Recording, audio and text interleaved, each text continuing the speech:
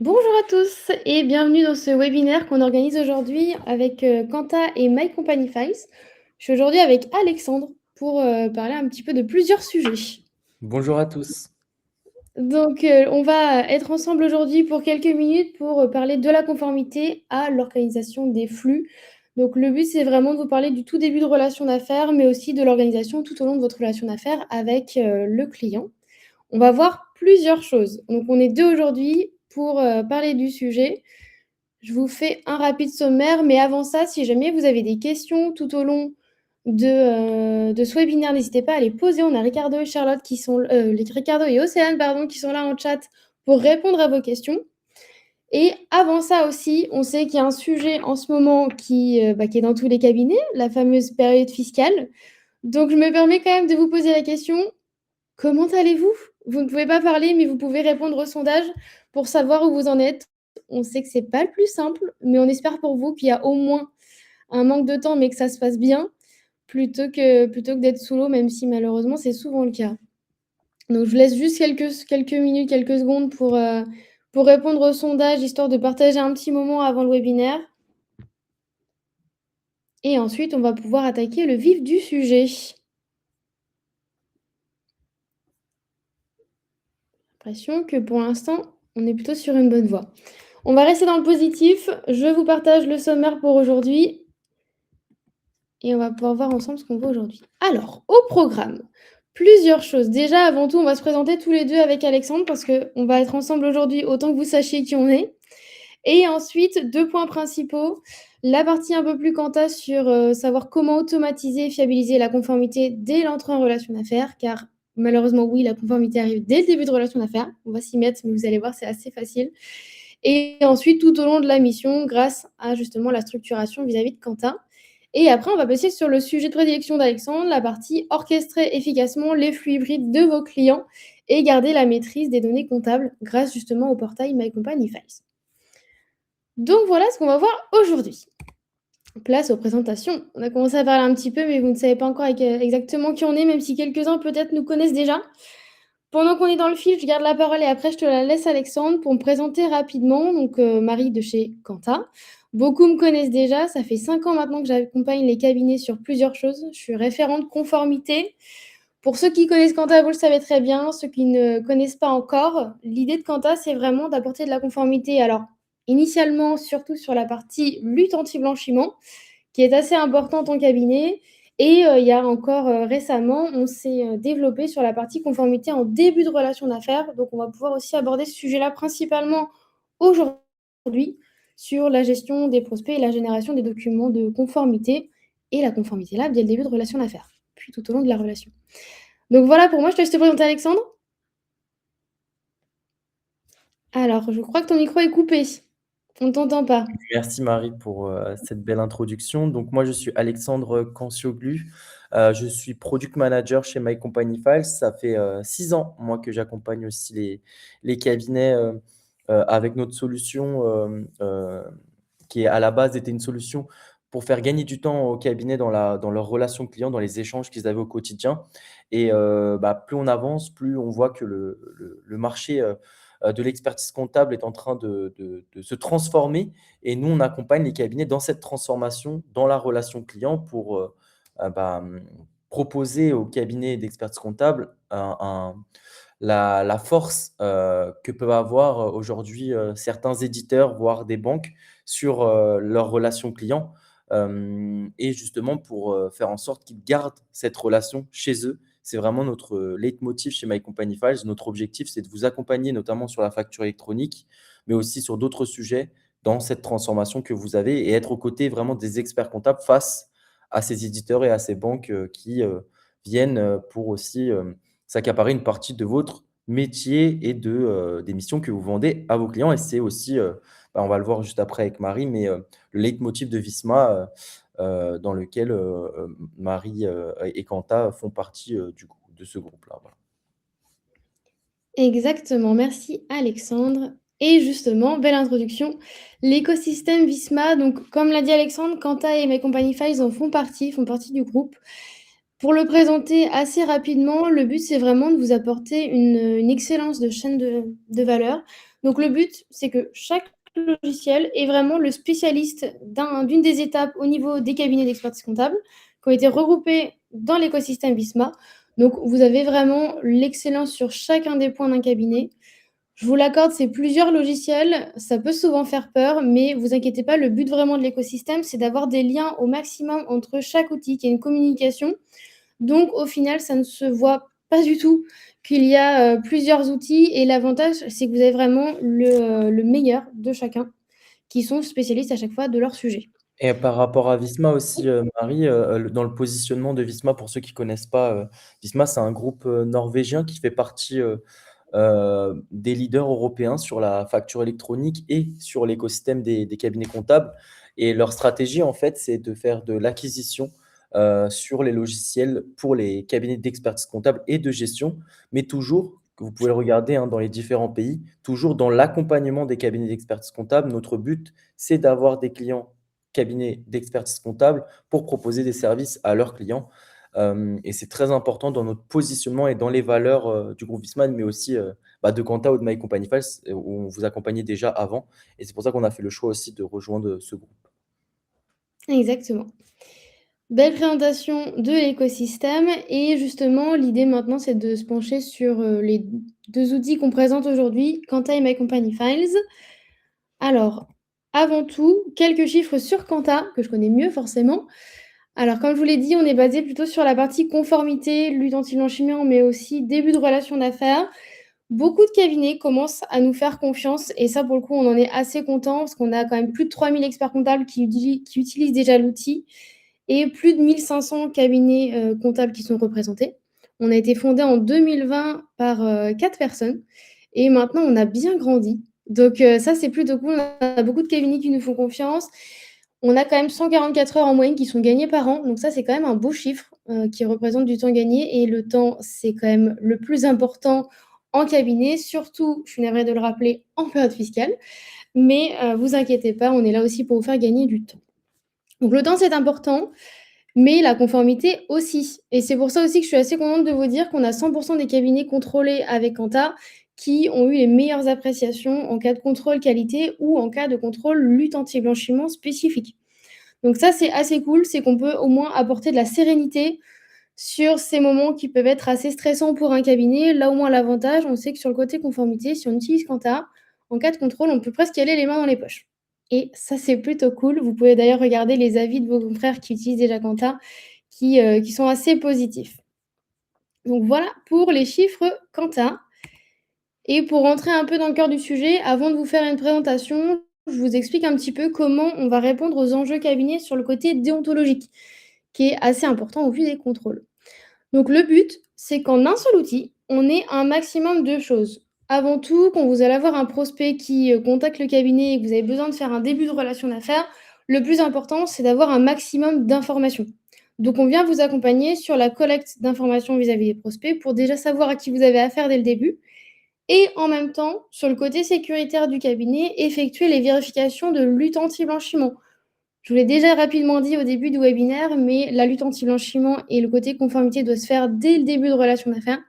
On se dit toujours qu'on n'a pas forcément le temps et qu'on verra quand on commencera la relation d'affaires, mais c'est pas au moment où on a commencé à être engagé avec un prospect qu'il faut se dire: «Est-ce qu'il y a du danger?» Donc l'important, c'est vraiment de faire ça dès le début et Quanta vous accompagne sur ce sujet-là. Une fois qu'on a les infos, qu'on sait si c'est sécuritaire ou non, on va vous accompagner aussi sur la génération de la lettre de mission. Qui dit, relation d'affaires dit contrat, donc la lettre de mission est là pour ça, la lettre de mission signée et on vient vous générer des lettres qui sont en adéquation avec les exigences de conformité vis-à-vis des modèles adéquats. On vous fait la lettre de mission, mais petit point, on le reverra pendant la démo. On vous accompagne aussi sur la partie proposition commerciale et lettres aux confrères, mais ça, je vous en reparle juste après. Le début de relation d'affaires est passé et on va arriver aussi sur le côté conformité à long terme avec la gestion de la cartographie cabinet, surtout pour la partie lutte anti-blanchiment, c'est essentiel. En cas de contrôle, on va forcément vous le demander. Les diligences que vous mettez en place aussi tout au long de la mission. Donc une fois qu'on a détecté s'il y avait du risque ou non, bien sûr, il faut mettre en place des actions de vérification. C'est ça qui va être essentiel et qu'on va vous demander en cas de contrôle. Donc on vient vous accompagner aussi sur ce sujet-là en vous faisant des propositions d'action que je vais vous montrer tout à l'heure, en adaptation avec chacun des dossiers. Le côté théorique est passé, ce qui vous intéresse le plus arrive, la partie démo. Donc je vais changer d'écran pour vous partager l'écran Kanta. Hop, que je vous montre ça tout de suite. Et je viens remettre dans le stream mon écran. Hop. Et normalement, vous avez l'écran Kanta qui arrive tout de suite. Voilà. Certains connaissent déjà. Pour ceux qui ne connaissent pas, ça, c'est un peu la page de tableau de bord qu'on a quand on se connecte sur Kanta. Avant que je poursuive la démo, encore une fois, si jamais vous avez des questions, n'hésitez surtout pas à les poser. C'est aussi l'intérêt du webinaire d'aujourd'hui. On est ensemble, on a le temps, donc autant répondre à vos questions. Donc, cette fameuse cartographie, j'ai déjà évoqué, c'est un élément essentiel de conformité. En cas de contrôle, on vous demande forcément d'avoir un listing de tous vos dossiers avec l'analyse des risques associés et le niveau de vigilance. Donc, les 4 ES que vous connaissez déjà, hein, localisation, mission, activité et client, et le niveau de vigilance qui découle de tout ça. Cette cartographie qui vous sert tout au long de votre travail en cabinet, la relation d'affaires aussi au niveau du client. L'avantage, c'est que vous n'avez pas à la rentrer manuellement. Ça, c'est la bonne nouvelle que je peux déjà vous apporter en début de démo. Pas besoin de la faire manuellement. Soit vous avez déjà un prospect que vous convertissez en client et sa fiche est créée automatiquement, soit vous créez directement le client s'il est déjà client au cabinet et on a directement le client dans le dossier, dans la cartographie. Donc, juste à la regarder, pas besoin de l'alimenter manuellement. Ça, je vais y revenir par la suite. En premier lieu, on va faire dans l'ordre de relation d'affaires avec le prospect jusqu'à ce qu'il devienne un client. Donc, je vais passer sur la partie prospect, donc gestion de la relation d'affaires avec le côté conformité inclus. Sur la partie prospect, voilà comment ça s'articule sur Kanta. Alors, c'est un petit peu différent. Peut-être que c'est quelque chose que vous n'avez pas l'habitude de voir. Si c'est le cas, rassurez-vous, c'est normal. Donc, vous avez une articulation en Kanban. Le Kanban, pour vous expliquer, c'est un système de colonnes où chaque colonne va correspondre à une étape de suivi avec le prospect. Comme ça, au moins, on sait où on en est avec chacun. Chaque carte correspond à un prospect et au fur et à mesure des étapes qu'on fait, on les déplace tout simplement d'une colonne à l'autre. Comme ça, soit c'est notre prospect, on ne l'a pas vu depuis un moment, on sait où on en est, soit ce n'est pas forcément nous qui l'avons vu au début, parce que ça peut arriver selon qui le rencontre en premier au cabinet, et on sait quand même ce qui se passe. Chez Kanta, on vous propose 5 colonnes par défaut, mais vous pouvez très bien les remasteriser, les déplacer, les renommer, les supprimer, en rajouter, vous faites ce que vous voulez. On pousse au maximum la personnalisation. Pour vous expliquer rapidement ce qu'on vous propose, vous allez avoir plusieurs choses. Donc la prise de contact, c'est tout simplement si vous avez eu ne serait-ce qu'un mail ou un appel d'un prospect qui vous dit qu'il a besoin d'un cabinet d'expertise comptable, mais il n'y a pas encore eu d'étape de rendez-vous de planifié. Donc là, simplement, on a les coordonnées, on a quelques infos, mais c'est tout. Une fois qu'on planifie un rendez-vous, on va avoir la partie découverte du prospect qui va être, comme son nom l'indique, la partie où je vais le rencontrer, découvrir un petit peu son projet, en quoi je peux l'aider, etc. Une fois que j'ai passé ça, j'arrive sur la partie opportunité. C'est un petit peu le laps de temps où je lui envoie une proposition commerciale, mais je ne sais pas encore si oui ou non il va l'accepter pour débuter la relation d'affaires. On l'a mis après parce que qui dit Kanta dit conformité et dit lutte anti-blanchiment. Donc, on a quand même mis une colonne là-bas effectuée pour être sûr de ne pas l'oublier et de la formaliser dès l'arrivée du prospect. Une fois que tout ce côté conformité est fait, qu'on a le prospect qui nous a dit qu'il voulait une proposition de lettre de mission, on va passer dans la colonne préparation client, où là, on va pouvoir justement préparer tout ce qu'on a à faire, autant la lettre de mission, la lettre au confrère, la récupération de tous les documents type carte d'identité. Ça va être sur cette colonne. Ce que je vais faire pour aujourd'hui, pour aller vite et aller à l'essentiel, on va venir ajouter un prospect ensemble pour vous montrer ce que ça donne. Donc, on indique si c'est une reprise ou une création de dossier. Ensuite, je vais pouvoir renseigner le nom de mon prospect. Juste ici. Hop. Et enfin, je vais avoir un encadré notes qui va être un petit peu mon post-it virtuel. Donc, toutes les premières informations, les bribes d'infos que je vais avoir, je le note au maximum ici pour avoir tout sous le coude quand je vais retourner dans mon dossier par la suite. Et ensuite, je le mets soit en prise de contact, soit en découverte du prospect si j'ai déjà un rendez-vous de planifié avec l'expert comptable ou le chef de mission selon votre organisation cabinet. Là, pour le coup, tout le monde peut le faire au cabinet, d'ajouter le prospect. J'ai bien sa fiche et je vais venir rentrer dedans. Je vais avoir plusieurs choses. Déjà, premier élément important, je vais avoir mon historique de notes qui, pour le coup, est très pratique parce que comme je le disais, des fois, on ne les voit pas pendant une semaine ou autre, on a beaucoup de prospects d'un coup. Donc là, au moins, j'ai tout sous le coude, j'ai pas besoin de me creuser les méninges, tout est là. Ensuite, comme on l'a dit tout à l'heure dans la partie théorique, le plus important aussi, c'est de savoir à qui on a affaire. Donc là, on va venir vous accompagner, comme je vous le disais chez Quanta, sur la récupération d'informations sur les prospects. Notre technologie est assez simple, on utilise le Siret ou le Sirène et on vient récupérer les données publiques vis-à-vis de l'INPI. Donc là, on a un appel aux données publiques de l'INPI, ça va venir déjà commencer à compléter mon dossier pour m'apporter des éléments sur les données en tant que telles, mais aussi sur le côté conformité et lutte anti-blanchiment, comme je vous le disais. On va avoir déjà une première analyse des risques qui va commencer à se faire.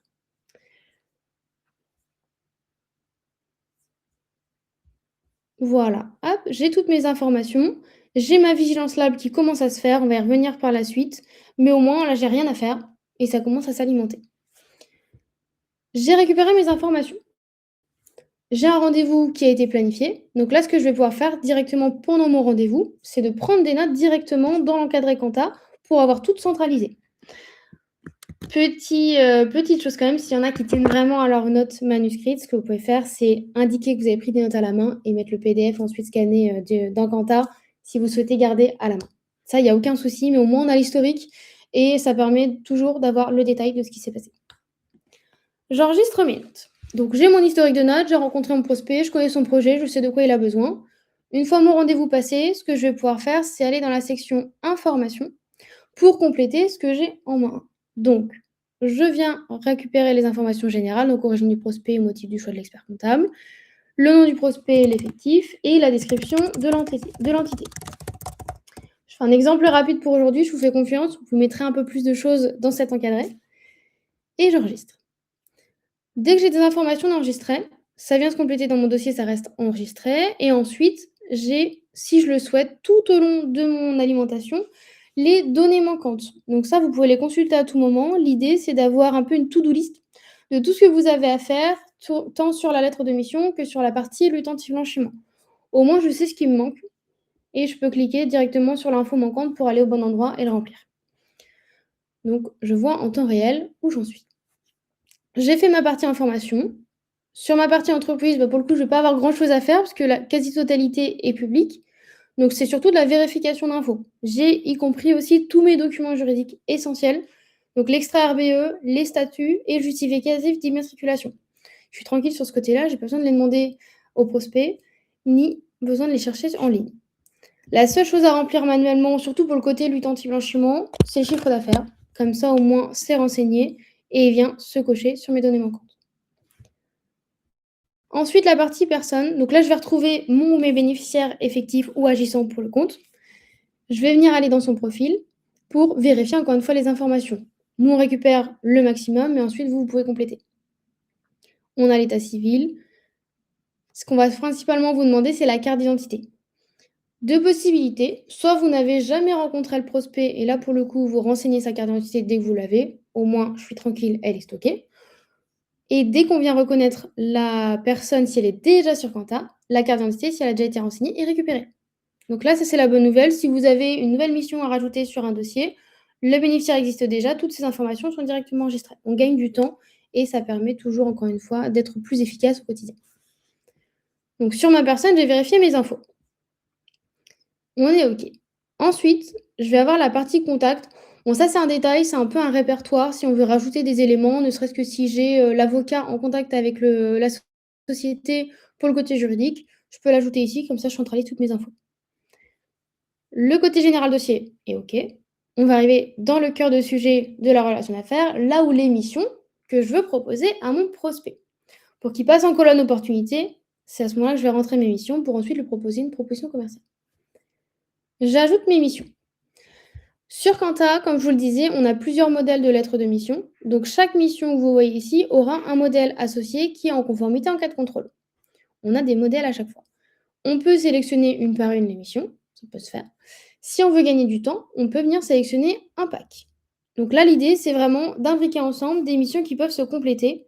Donc, principalement, vous le connaissez tous, la présentation des comptes annuels qui va avoir souvent avec elle la tenue comptable, l'assistance aux déclarations et la mission juridique. Donc, je peux sélectionner mon pack. Je viens ajouter mes missions, avec mon récapitulatif toujours. J'ai tout ici et toujours petit clin d'œil conformité, j'ai ma lab qui continue à s'alimenter toute seule parce que mes risques associés viennent compléter ma cartographie des risques. Donc, si je reprends rapidement mon Kanban pour vous montrer, j'étais là, j'ai fait ma découverte du prospect, j'ai découvert son besoin, j'ai rempli mes informations, je vais pouvoir le passer en opportunité pour lui faire une proposition commerciale.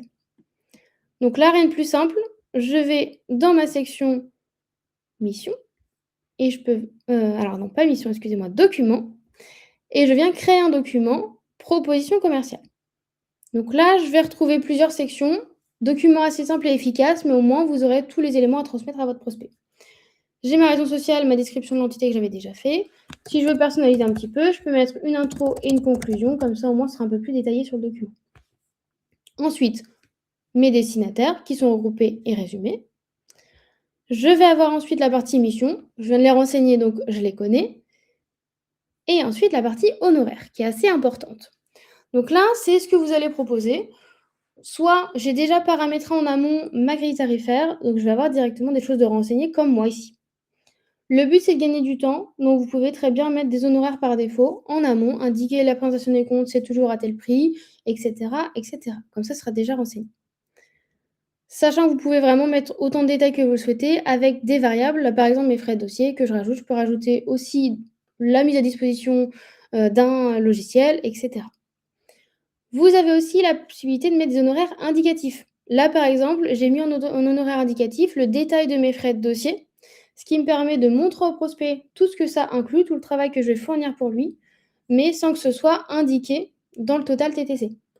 Ce qui peut souvent être pratique aussi pour le social, parce que quand on établit des bulletins, on ne sait pas toujours combien il y en a d'avance. Donc là, au moins, on peut mettre le prix d'un bulletin sans que ce soit en conséquence sur le total TTC. Donc les honoraires sont juste ici. J'ai le par défaut, mais je peux les modifier si je le souhaite. Je fais ce que je veux. Autant sur le prix que sur l'unité. Vraiment, je peux l'adapter à chaque prospect. Et enfin, on a une partie autre annexe qui permet de rajouter des documents si je le souhaite, ne serait-ce que si je veux mettre la grille tarifaire générale du cabinet en dehors de ce que je lui ai proposé comme mission spécifique, je peux. Si ce document me convient, je peux le finaliser en PDF et l'envoyer à mon prospect.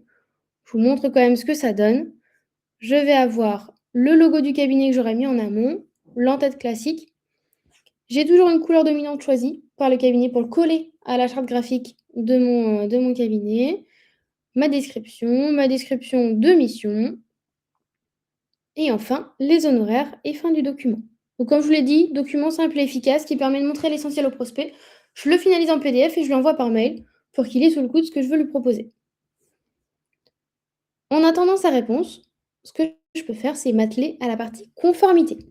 Donc je vais aller dans ma Vigilance Lab et je vais venir vérifier ma cartographie des risques qui est déjà établie par Quentin. Donc comme vous voyez, j'ai déjà pas mal de choses de faites. Pour le coup, c'est principalement de la vérification. Ce qui va surtout me manquer, c'est sur la partie client, le questionnaire que je vais venir remplir juste ici.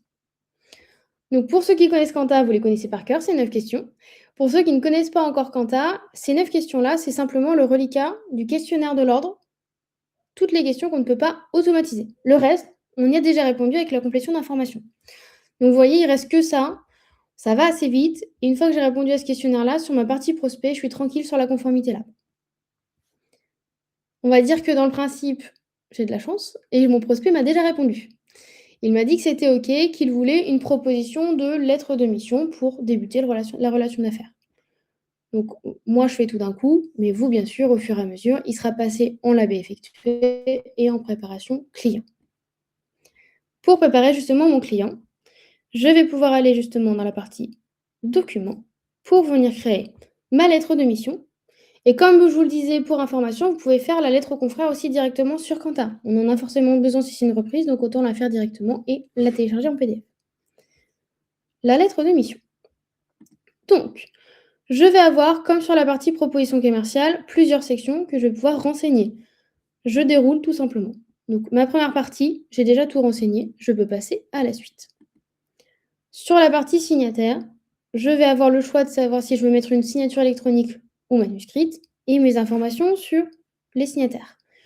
Ce qui va être intéressant surtout ici, c'est de renseigner les coordonnées mail et téléphoniques de mon signataire, parce que si j'utilise la signature électronique, c'est demandé, notamment avec Je signe expert qui est connecté avec Quanta et on pourra envoyer les lettres directement via l'interface de Quanta pour ceux qui utilisent Je signe expert. Ensuite, j'arrive sur ma partie mission. Je sais ce que je lui ai proposé, ça va vite, je fais juste un check-up. Les honoraires, je vais retrouver ce que j'ai mis en proposition commerciale, donc rien n'a bougé. Éventuellement, s'il a négocié un petit peu que je veux changer, je peux changer encore une fois mes éléments. Et si besoin, je peux indiquer les modalités de facturation et mettre un petit commentaire, si je le souhaite, pour mettre plus d'informations. Ensuite, je vais arriver sur le planning d'exécution. Alors, le planning d'exécution, il n'est pas obligatoire, mais il est plutôt pas mal pour guider les prospects. L'idée, c'est vraiment de leur communiquer toutes les étapes pour mener à bien la mission. Donc, au moins, il sait ce qui va se dérouler dans la relation d'affaires. Ce que vous pouvez faire, c'est toujours la même chose. Vous pouvez paramétrer en amont votre planning d'exécution sur chaque mission. Comme ça, ce sera directement renseigné. Là, par exemple, j'avais mis un rendez-vous annuel de bilan en exemple. Vous pourrez mettre ce que vous voulez. Si jamais vous ne voulez pas le mettre, bien sûr, ce n'est pas obligatoire. Par contre, ce qu'il est, c'est le tableau de répartition. Là, pour le coup, il en va de la sécurité du cabinet. Donc, vous avez à chaque fois sur Quanta un modèle de tableau de répartition qui est proposé. Vous pouvez bien sûr modifier au cas par cas ou vous pouvez modifier les modèles. Mais au moins, sur le côté conformité, on a toujours un modèle. Ensuite, je vais arriver sur mes conditions générales. Donc, chaque cabinet a ses conditions générales. Là, l'idée, c'est simplement de mettre les vôtres en paramètres. Comme ça, vous avez des modèles directement juste ici. Ce sera les vôtres qui deviendront des modèles. Dernière étape, autre annexe. Donc là, pareil, si jamais je veux compléter et rajouter d'autres éléments, je peux le faire tout simplement ici. Je suis déjà à même d'avoir une lettre de mission. Vous avez vu, c'est quand même relativement rapide. Je peux prévisualiser et voilà ce que ça va donner au niveau de ma lettre. Alors, une lettre tout à fait conforme et assez simple où je retrouve encore mon logo, mon en-tête classique. Et ensuite, j'ai vraiment le contenu d'une lettre de mission en conformité pour les contrôles. Si elle me convient, je la finalise en PDF. Donc, j'ai mon PDF qui est directement généré par Quanta. Et je peux ensuite l'envoyer directement en signature électronique si j'ai Je signe expert que je l'ai connecté à Quanta. Donc, rien de plus simple, je peux l'envoyer ici. Je vous rassure, si vous n'avez pas Je signe expert, vous pouvez facilement aussi la télécharger pour la mettre dans votre propre logiciel de signature électronique, ça, il n'y a aucun problème. Une fois qu'elle est envoyée, j'attends la réponse de mon prospect. Et si jamais elle est signée, nous, on fait des check-ups tous les matins pour récupérer les documents signés qui se retrouvent directement dans Quanta. Je vous ai montré le principal de la partie prospect. Donc, on a fait notre suivi facile, on a généré nos documents, je suis en conformité. Et là, pour le coup, si jamais il signe sa lettre de mission, on va passer sur le côté client. Donc là, je peux le passer en gagné. Attention, vous n'êtes pas prêts, on célèbre ça avec vous, quand même, petit indice visuel. Et une fois que je l'ai passé en gagné, je peux facilement le convertir de prospect à client pour venir l'amener sur ma cartographie cabinet. Pour ne pas l'oublier, pour ne pas les oublier plutôt, on va vous amener directement sur la partie diligence. Donc, je les ai évoqués rapidement tout à l'heure, mais dès qu'on entre en relation d'affaires avec un prospect, pour la partie lutte anti-blanchiment, il est important et obligatoire de mettre en place des actions de vérification. Souvent, on vous dit il faut mettre des actions de vérification, mais on vous dit vous êtes assez peu pour savoir quoi mettre en place. Donc là, l'idée, c'est vraiment de vous proposer des actions adaptées sur chacun des prospects. Elles seront différentes à chaque fois. Là, par exemple, j'ai mis une activité de vente de véhicules d'occasion. Peut-être que je l'ai un petit peu fait exprès pour la partie lutte anti-blanchiment. Tout ça pour vous montrer qu'on est vraiment adapté et axé principalement là sur mon activité qui amène un risque. Si j'avais un autre élément qui m'amenait un risque, ce serait différent et ce serait adapté. Donc, vous avez les propositions d'action et à chaque fois, sur toutes les diligences spécifiques au dossier, vous avez un extrait de l'ARPEC qui vous donne les menaces et les vulnérabilités. C'est assez important, ça vous permet d'avoir toujours plus d'informations, soit pour faire un rappel, soit si c'est un élément que vous avez peu l'habitude de traiter, au moins vous avez des infos sur le coude et un accompagnement. Donc là, admettons, je sélectionne mes diligences, je viens tout enregistrer et c'est stocké dans mon dossier. J'ai préparé toute ma conformité, il me reste juste à la finaliser avec le dernier check-up au niveau de l'analyse des risques et la validation de la relation d'affaires ensuite. Donc j'ai bien tout, je peux valider ma relation d'affaires. Ça, pour le coup, il n'y a que les experts comptables qui peuvent le faire. Les collaborateurs, vous pourrez faire une demande de validation au niveau du dossier. Donc là, j'ai fait ma lutte anti-blanchiment dès l'entrée en relation d'affaires.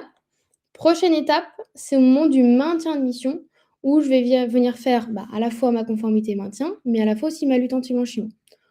Je vous le montre assez rapidement. C'est simple, chaque année, ça vous prendra pas plus de 2 minutes, promis.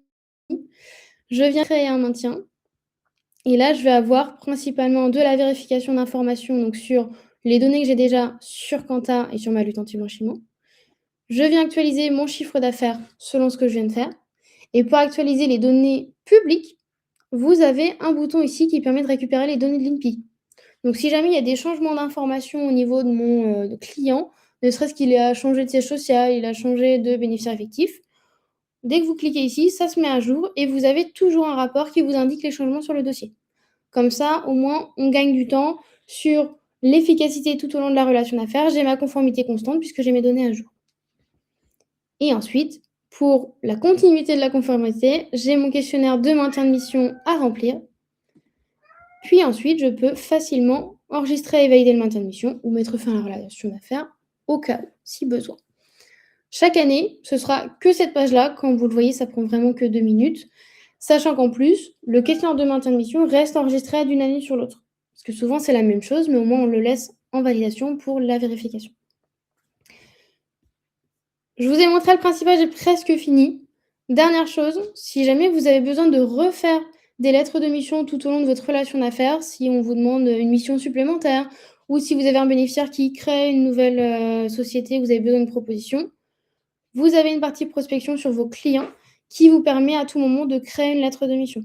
Donc, peu importe si vous rajoutez une mission en plus, une mission complémentaire ou autre, vous pouvez facilement recréer une lettre de mission. Exemple tout simple, si vous accompagnez votre client sur la facture électronique, ça peut faire l'objet d'une mission supplémentaire, donc un développement de valeur sur votre portefeuille. Vous pouvez facilement créer un document de lettre de mission sur Quanta. Voilà pour tout ça. J'espère que j'ai été assez claire sur la lettre de mission, sur la gestion des prospects, le suivi, etc. Si jamais vous avez des questions, n'hésitez pas. Je vais arrêter mon partage d'écran et vous allez avoir le partage d'un lien CTA pour pouvoir prendre rendez-vous si vous le souhaitez et avoir plus d'informations, donc un rendez-vous plus personnalisé. Normalement, vous devriez, voilà, vous avez déjà le CTA qui est arrivé pour prendre rendez-vous. Alors, hop, j'ai terminé la démo, mais je vais vous partager quand même la suite avant de laisser la main à Alexandre, juste pour faire un récap. Alors, hop, que je remette bien le bon écran. Parfait. Et je repartage. Voilà. Encore une fois, si vous avez des questions sur la démo, n'hésitez pas à les poser, soit dans le chat, ou si vous en avez beaucoup, vous avez besoin d'accompagnement, à prendre rendez-vous via le CTA. Dernière étape, et après, j'arrête de parler, ça fait un moment que vous m'entendez maintenant. La transition fluide entre les deux outils. Je ne suis pas seule aujourd'hui, j'ai My Company Files avec moi, avec Alexandre. Donc, pour vous indiquer un petit peu les différentes étapes qu'on représente aujourd'hui. L'étape 1, c'est l'entrée en relation d'affaires avec le prospect. On l'a vu avec la démo et l'explication théorique. Deuxième étape, c'est ce que vous allez voir très prochainement avec My Company Files, donc la centralisation et gestion des flux autour du client. Parce que l'idée, c'est quand même d'avoir tout au même endroit. C'est quand même plus facile sur l'organisation et même pour vous y retrouver. Et l'étape 3, on l'a évoqué pendant la démo, c'est la conformité garantie et l'opportunité business. Comme je vous l'ai montré, vous pouvez à tout moment ajouter de la valeur sur votre portefeuille, développer des missions et créer les documents associés sur Quanta. Donc, on vous accompagne vraiment tout au long de votre relation d'affaires. J'en ai terminé de mon côté. Je vais te passer la main, Alexandre, pour que tu puisses partager ton écran et aborder le sujet de cœur de relation d'affaires. Merci Marie. Donc, comme Marie l'a expliqué, une fois que vous avez transformé votre prospect en client, la question va se poser pour vous, comment vous allez faire pour onboarder votre client et le suivre par la suite. Donc, si vous ne connaissez pas du tout My Company Files, nous, ça fait plus de 15 ans maintenant qu'on est sur le marché des experts comptables. On travaille principalement avec des cabinets d'expertise comptable et d'audit. On est connu que sur ce marché-là. On n'attaque pas les autres entreprises. C'est très important de le souligner notamment en ce moment avec tout ce qui se passe sur le marché de la comptabilité en France. On a actuellement plus de 850 cabinets. Ça peut être des petites structures de 1 ou 2 collaborateurs jusqu'à des grosses structures de plusieurs centaines de collaborateurs qui nous font confiance. On est une équipe d'une cinquantaine de personnes pour vous accompagner au quotidien sur la solution. On a actuellement environ 270 000 utilisateurs, ce qui représente à peu près 300 000 dossiers sur la plateforme My Company Files, et on a déjà développé plus de 650 applications smartphone aux couleurs et à l'image des cabinets. On va le voir aussi juste après. Dans ce marché qui est en mouvement, c'est très important que votre client identifie votre marque, mais aussi sur la partie logicielle. Et on va rentrer dans ça plus dans le détail juste après. Hop. My Company Files, si vous n'avez jamais vu de présentation, vous n'avez jamais rencontré lors d'un événement, nous, on se positionne comme le point de convergence digitale du cabinet. Alors aujourd'hui, en fait, vos clients, ils ont de nombreux outils qu'ils utilisent au quotidien avec vous. Ça peut être des logiciels d'échange, des logiciels de facturation, ça peut être des logiciels de tableau de bord ou autres. Et souvent, en fait, ces clients-là, ils peuvent se sentir un peu perdus entre tous ces logiciels. C'est pour ça qu'on a créé My Company Files. Donc, ce que c'est assez simple, une appli mobile, un espace web sur lequel le client va pouvoir se connecter pour échanger avec son cabinet comptable, et le tout aux couleurs et à l'image de votre cabinet. Nous, on est ce qu'on appelle une SC en ce moment. Il y a pas mal de mots qui changent. On était une OD avant, maintenant on est ce qu'on appelle une solution compatible, mais on est agnostique. Pourquoi agnostique? Parce que nous, notre objectif, même si on fait partie du groupe Visma, c'est de se brancher avec un maximum de solutions de l'écosystème. On va le voir juste après. On est multiflux. Le but, c'est de gérer tous les flux du cabinet. Bien sûr, le flux lié à la comptabilité avec la facture électronique, mais aussi le reste des flux, c'est-à-dire le flux social, le flux juridique, le flux de commissariat aux comptes, ou encore ça peut être la restitution de ce que vous faites, que ce soit via des tableaux de bord, via tout simplement les documents que vous leur partagez avec le bilan, l'alias, etc. L'objectif, c'est qu'on soit branché avec un maximum de votre plateforme client et interne. Il y a une stat qui est assez intéressante. Donc, on a échangé par API 28 millions de documents l'année dernière, ce qui est quand même assez conséquent aujourd'hui. Par rapport à l'interopérabilité, nous, ça fait des années qu'on travaille sur ces sujets-là. On a été un des logiciels précurseurs sur le marché à vouloir s'interconnecter avec les autres logiciels. Aujourd'hui, ça devient de plus en plus une norme, et notamment sur la partie facture électronique, c'est indispensable. On va rentrer aussi plus dans le détail juste après. Et on accompagne justement de nombreux entrepreneurs, mais sur tout type d'activité, même si principalement les clients de nos clients sont des TPE, PME qu'on voit sur notre portail. Donc, le but, c'est d'avoir le portail le plus simple possible, notamment lié à la facture électronique, pour que tous vos clients puissent s'y connecter très facilement et avoir des taux d'usage assez importants. Nous, chez My Company Files, on accompagne des cabinets qui arrivent à avoir des taux d'usage de 80-90% sur notre plateforme par rapport à leur clientèle. Et c'est vraiment ce qu'on va venir chercher, parce que My Company Files, l'enjeu, c'est d'avoir le même processus pour tous vos clients. Parce que vous avez de nombreux logiciels que vous leur proposez. Ça peut être en interne chez vous, vous avez votre logiciel de production, voire vos logiciels de production comptable. On voit de plus en plus de cabinets qui ont plusieurs logiciels. Vous avez votre OCR depuis plusieurs années, soit un OCR métier indépendant, je pense à DexUse, ChainTrust, etc. Soit l'OCR intégré directement dans le logiciel de production. Vous avez votre logiciel de production sociale si vous faites de la paye pour vos clients. Vous avez aussi les logiciels type gestion, facturation. Par exemple, si vous proposez un outil de facturation à votre client, ou encore un outil type Fintesis de tableau de bord, votre outil de gestion interne, votre GED, là où vous stockez l'ensemble des documents du cabinet et du client, votre logiciel de production juridique, etc., etc. Et en fait, vous avez énormément d'outils à utiliser en interne et pour votre client. Et le but de My Company Files, c'est d'être vraiment le point d'entrée et le point de sortie du cabinet, quels que soient les logiciels utilisés par vos clients pour échanger de la donnée avec vous, et quels que soient aussi les logiciels que vous utilisez pour produire les documents pour vos clients. Et avec la facturation électronique, cette problématique, elle va s'accentuer parce que là, on estime environ entre 100 et 150 plateformes qui vont être des plateformes agréées. Bien sûr, sur ces 100 et 150 plateformes agréées, il y a certaines plateformes qui ne vont pas être utilisé par vos clients parce qu'il y a certaines plateformes qui sont très spécifiques aux grandes entreprises. Cependant, euh, on pense chez My Company Files que vous aurez forcément des clients qui auront sur plusieurs plateformes et c'est pourquoi on a créé MyHub FE. Le but, c'est avec My Company Files et MyHub FE, donc le nouveau module, c'est de pouvoir centraliser l'ensemble des données de la facture électronique sur un seul et unique espace, celui de mon cabinet comptable, quelle que soit ma PA. Et on va regarder ça plus en détail tout de suite. Il y a quand même un enjeu important, c'est que la facture électronique provoque une bascule dans votre modèle économique. On estime, donc ça c'est les chiffres de l'ordre de l'année dernière hein, du congrès, on estime environ à 38% de perte de chiffre d'affaires pour les cabinets comptables si ils ne se renouvellent pas, en tout cas sur la partie saisie comptable et traitement des données. Et en plus de ça, vous l'avez déjà vu, hein, il y a plusieurs acteurs qui se positionnent pour récupérer la relation que vous avez avec vos clients, tout simplement sur des services que vous proposez déjà aujourd'hui, notamment je pense à certains éditeurs logiciels ou tout simplement aux banques qui ont aussi des services à proposer à vos clients. Et vous avez un vrai enjeu de renouvellement des services auprès de vos clients. Et donc, c'est pour ça que nous, on veut vous accompagner. Un rappel très simple, même si tout le monde est au courant, hein, c'est 1er septembre 2026, la réception obligatoire pour toutes les entreprises et 1er septembre 2027 pour l'émission obligatoire pour toutes les entreprises. Et donc, là, on est déjà au début de la période fiscale et donc il ne va pas vous rester beaucoup de mois pour mettre en place tous les processus liés à la FE, notamment sur la réception. 1er septembre, c'est demain.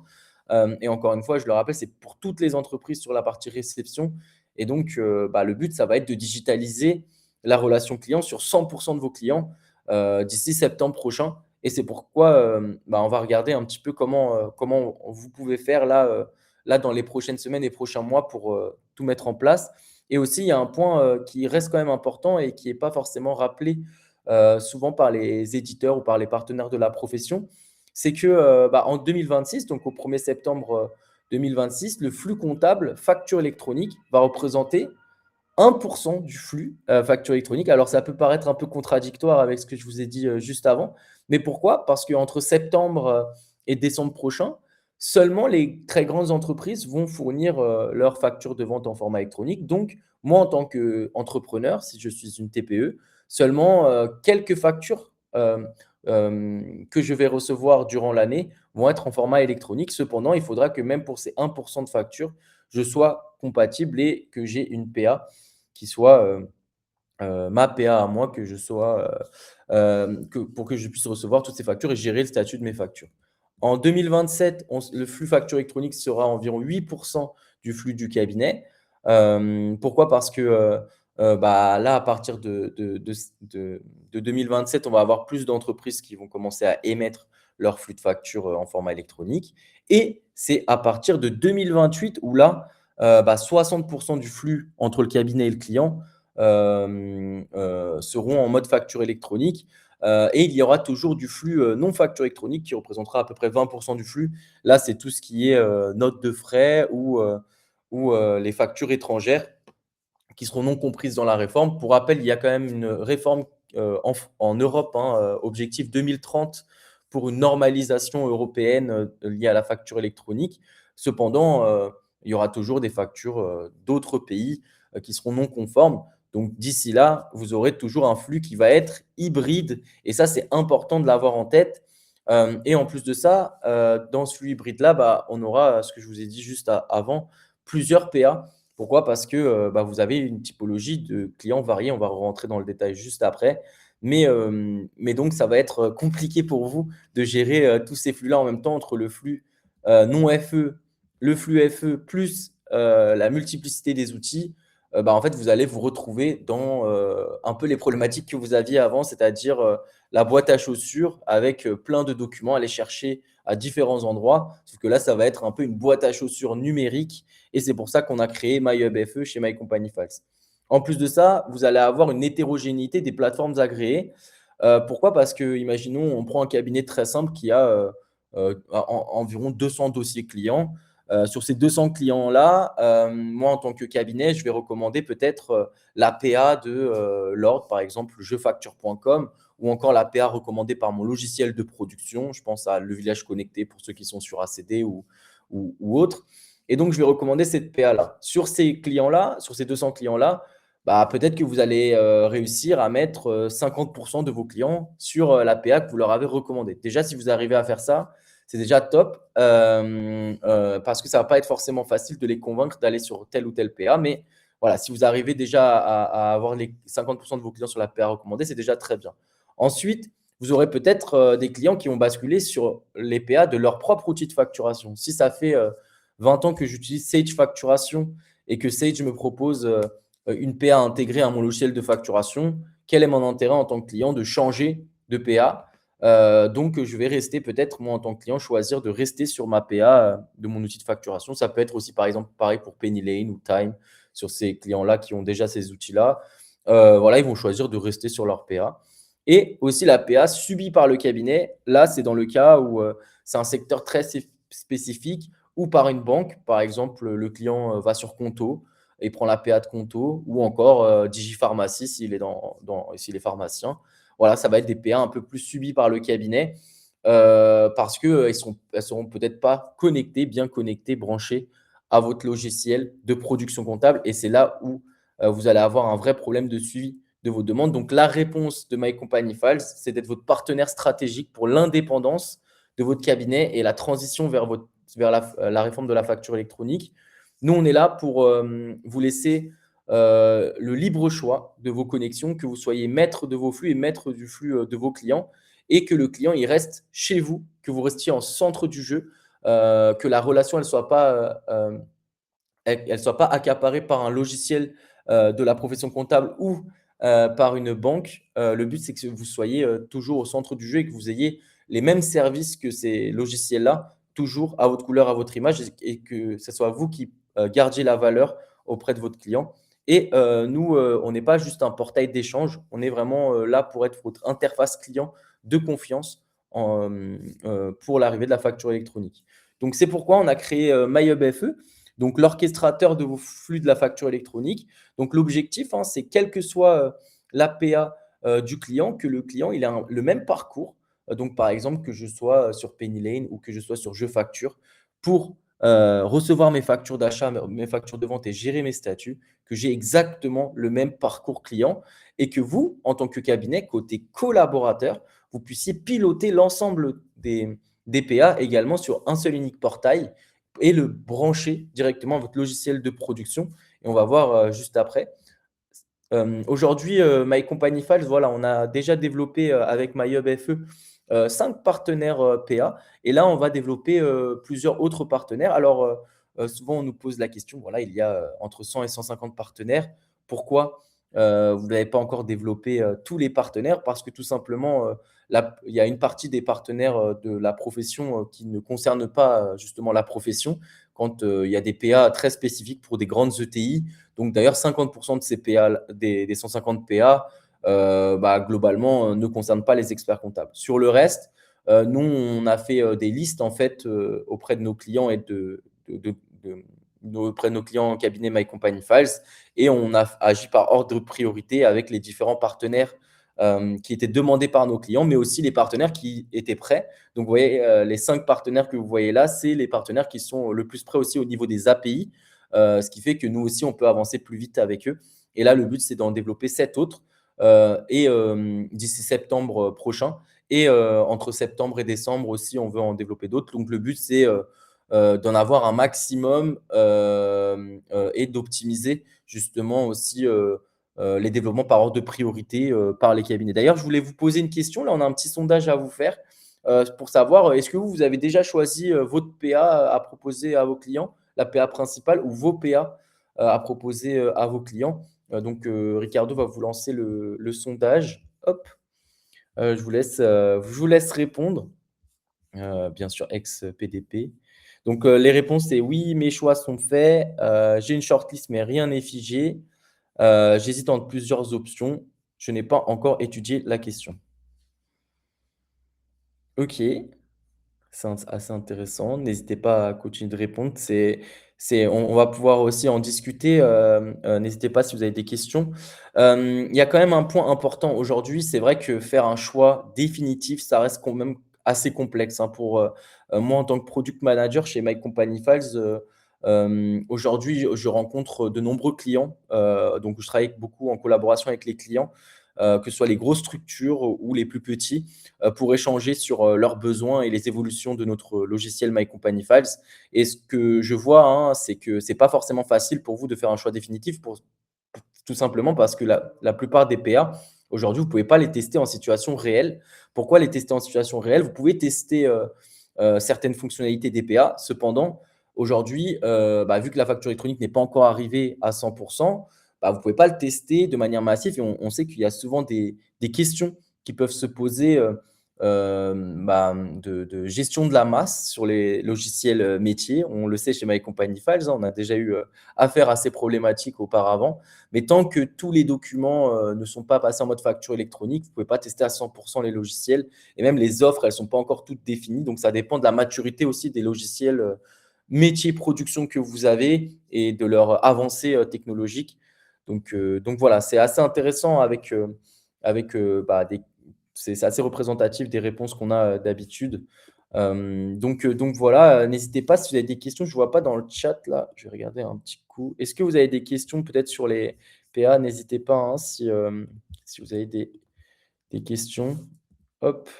Alors, également, pour continuer, la présentation, nous, l'interopérabilité, c'est notre, ADN, hein, chez My Company Files. On a plus de 80 interconnexions, donc parce qu'on est déjà branché au logiciel de production d'OCR, les logiciels, d'outils de gestion facturation depuis des années, les GED.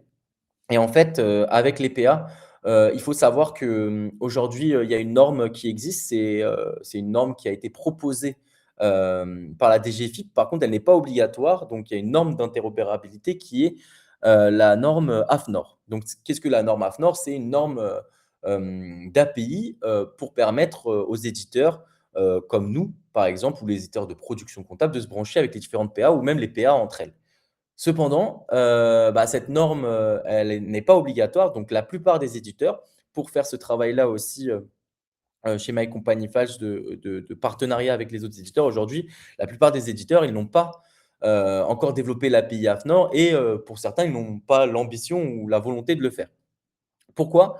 Parce que tout simplement, l'API AFNOR, c'est qu'une partie des fonctionnalités, liées à l'APA qu'on va pouvoir venir brancher et au final, parfois, ça peut être aussi intéressant de se brancher avec, des API, natives, des éditeurs pour aller plus loin dans l'interopérabilité, avec ces éditeurs-là et c'est tout un travail que nous, on fait déjà depuis plusieurs années. On a la confiance de ces éditeurs-là et on continue de le faire et aussi, il y a un point important, pour que vous le sachiez, souvent les éditeurs, de la profession, quand ils font des partenariats, par exemple, nous et Quanta, on a un contrat de partenariat. Alors, certes, on fait partie du même groupe, mais c'est un travail que nous, on a lancé avec, chacun des éditeurs que vous voyez, dans cette liste et ce n'est pas le cas, de tous les partenaires. Pourquoi on fait ce travail-là? Parce que, une fois que vous avez, développé une interconnexion, il peut y avoir aussi des problématiques parfois il y a une mise à jour chez un partenaire ou autre. Et nous, notre travail chez My Company Files et notre expertise, elle se fait aussi sur l'accompagnement de ces contrats technologiques. Et c'est très important que nous, on suive avec les partenaires et qu'on contractualise le suivi des interconnexions pour vous, cabinet comptable, pour que vous soyez sûr que s'il y a une problématique, que les partenaires puissent communiquer entre eux de la meilleure des manières et qui corrigent la problématique pour vous. Et ça, c'est un travail très important et on le fait aussi bien sûr avec les plateformes, agréées. Je vous invite à poser la question à votre partenaire que vous avez choisi ou les partenaires que vous voulez choisir sur les parties PA, sur leur interopérabilité et par exemple, vous êtes déjà client My Company Files ou que vous souhaitez l'être, si, ils ont la volonté ou non de se brancher, avec nous, ou avec d'autres partenaires. Comme ça vous permet aussi d'avoir une vision sur les problématiques que vous pouvez avoir. Parce que souvent, la principale problématique que vous allez avoir liée à la facture électronique, c'est si j'ai un client qui est sur une PA qui n'est pas branché à mon logiciel de production, par n'importe quel moyen, ça peut être, des moyens contournés, mais si ce n'est pas branché, à mon logiciel de production, je prends un exemple très simple. Si je suis sur ACD en prod et que j'ai un client sur Penny Lane, comment je fais pour produire sur ACD avec les données depuis Penny Lane? Et ça, c'est un exemple parmi tant d'autres, sachant que Penny Lane, c'est aussi un logiciel de production. Dans ce cas, vous pouvez choisir de produire sur Penny Lane. Par contre, si vous avez un client qui est sur Conto, par exemple, comment vous allez faire? Donc là, c'est une vraie question que vous devez vous poser. Et donc, chez My Company Files, c'est ce qu'on apporte comme réponse. Alors, il y a un schéma qui est un peu complexe, mais qui est intéressant à regarder. Et je vous invite à le faire chez vous avec vos différents logiciels. Et si d'ailleurs vous voulez qu'on le fasse ensemble, n'hésitez pas à prendre rendez-vous. Là, il va vous envoyer un petit lien, Ricardo. Vous pouvez prendre rendez-vous avec une personne de mon équipe. Comme ça, vous pouvez regarder et déplacer les différents logiciels que vous avez directement avec le collaborateur chez nous et qui peut vous conseiller sur le schéma à avoir. Donc, sur votre gauche, vous avez vos clients. Sur votre droite, vous avez votre cabinet. La question qu'il faut se poser, c'est comment vous collectez tous les documents auprès de vos clients et comment vous les restituez auprès de votre client. Et donc, en fait, nous, My Company File, vous voyez, c'est la barre orange avec le portail client. Et le but, ça va être d'avoir en back n'importe quel outil que vous utilisez, soit les PA, soit les différents logiciels d'OCR de traitement, soit de production comptable, et que le client, en fait, en front, comme on appelle le front client, il ne voit que votre cabinet, quels que soient les logiciels utilisés derrière. Donc voilà, et on voulait vous montrer. Bienvenue sur MyHubFE. Hop, on vous a fait une mini vidéo pour terminer. Et après, si vous voulez en voir plus, on pourra le voir ensemble. Cependant, voilà, le but, c'est d'imaginer votre propre appli mobile sur l'Apple Store et le Google Store, sur lequel le client va pouvoir gérer l'ensemble de ses échanges, que ce soit le dépôt des documents, la récupération de ces documents, les bilans, les liasses, l'accès à ces tableaux de bord, mais aussi à la facture électronique. Et je vous laisse avec la mini vidéo d'une minute, comme ça, vous allez voir MyHubFE.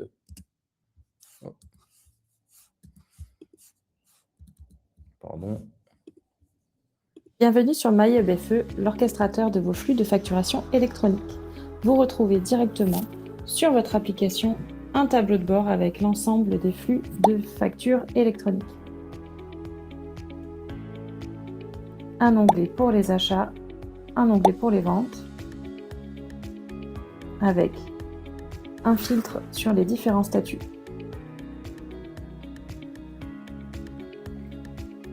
La possibilité de visualiser la facture électronique avec son cycle de vie et les informations principales. Vous pouvez bien sûr la télécharger. Et enfin, gérer le statut. Pour les factures d'achat, refuser une facture. Pour les factures de vente, encaisser votre facture.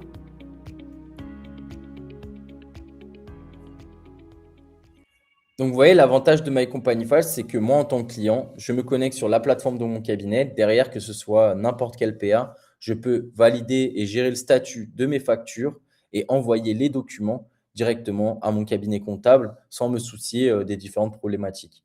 Également, on est un outil ultra simple parce que le but, c'est d'onboarder un maximum de vos clients. Souvent, les cabinets oublient cette partie conduite du changement qui est souvent la partie la plus longue en fait au sein de votre cabinet, parce qu'au final, encore une fois, c'est pas très compliqué, hein. Le client il va recevoir ses factures ses factures d'achat, en tout cas sur la partie réception, émission et reporting, ce sera une autre histoire. Mais il va recevoir toutes ses factures au même endroit et il va devoir valider ses statuts au même endroit. Donc, l'objectif, c'est surtout d'onboarder un maximum de clients d'ici septembre prochain. Donc, première étape, basculer tous vos clients sur votre portail client. Deuxième étape, segmenter tous vos clients et proposer là où les bonnes PA en faisant des démos des PA, même si vous ne pouvez pas choisir forcément dès maintenant, tout de suite, la PA principale. Mettre à la disposition de vos clients le module MyHubFE sur votre portail et ensuite définir et promouvoir vos nouvelles offres de services avec, par exemple, le paiement, les services de facturation que vous avez proposés à vos clients, voire d'autres services que vous voulez développer comme les tableaux de bord ou autres auprès de vos clients finaux. Donc voilà, c'était la présentation Quanta et My Company Files. Donc on est pile midi, donc on va quand même garder un peu de temps pour les questions avec Marie. Si vous avez différentes questions, n'hésitez pas, je regarde juste. Marie, tu es encore là, si je ne me trompe pas? Hop, tu es de retour. Oui, j'étais là, je m'étais juste mis de côté le temps que tu parles. Je vois que mon micro a l'air d'être remis normalement. Ça marche. Je regarde juste s'il y a eu des petites questions, n'hésitez pas. Hop. De toute façon, on va laisser le chat encore un petit peu ouvert à la fin du webinaire pour pouvoir laisser libre cours à vos questions.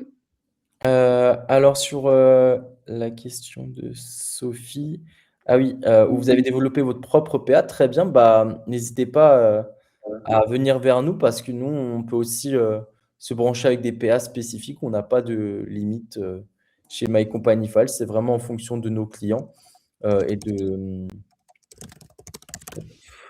je vois si vous souhaitez un OK. Ça marche. Bah, s'il y a pas d'autres questions, bah, merci beaucoup pour ce webinaire. Merci Marie, pour avoir co-animé. Bah, on se retrouve, bientôt, pour, des prochains événements et prochains webinaires. Je vous souhaite à tous et à tous, bah, une bonne période fiscale qui risque d'être, accélérée par la facture électronique. Il y a pas mal de choses à faire donc voilà et je laisse Marie, te tu peux faire un petit mot de la fin. Exactement. Bah, merci à toi Alexandre pour ce webinaire. Je pense qu'on a, pu voir pas mal de choses qui sont d'actualité, surtout cette année, sur, beaucoup d'ensemble de choses sur les cabinets d'expertise comptable. Encore une fois, si vous avez des questions, n'hésitez pas à utiliser le chat, on va le laisser ouvert encore un petit temps. Merci pour votre écoute. On espère que ça vous a plu et puis, bah, comme Alexandre, on vous retrouve très prochainement pour, d'autres webinaires ou événements en physique. Merci à tous, bonne journée et pareil, bon courage pour la période fiscale.